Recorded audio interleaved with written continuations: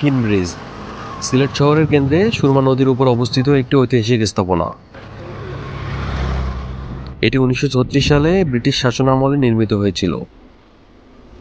তৎকালীন আসামের governor Michael কিনের নামে নামকরণ করা হয়। ব্রিজটি লাল রঙের এবং এটি সিলেটের অন্যতম প্রধান স্থাপত্য নিদর্শন হিসেবে পরিচিত। 1971 সালে মুক্তিযুদ্ধের সময় পাকিস্তানি বাহিনী ব্রিজটি ধ্বংস করার চেষ্টা করলেও এটি সম্পূর্ণভাবে ধ্বংস হয়নি। পরবর্তীতে এটি মেরামত করা হয় এবং এখন এটি সিলেট শহরের অন্যতম গুরুত্বপূর্ণ যোগাযোগ মাধ্যম ও পর্যটন আকর্ষণ হিসেবে ব্যবহৃত হয়। কিন ব্রিজ থেকে সুরমা নদীর সৌন্দর্য উপভোগ করা যায় এবং এটি সিলেটের সাংস্কৃতিক ও ঐতিহাসিক ঐতিহ্যের অন্যতম প্রতীক।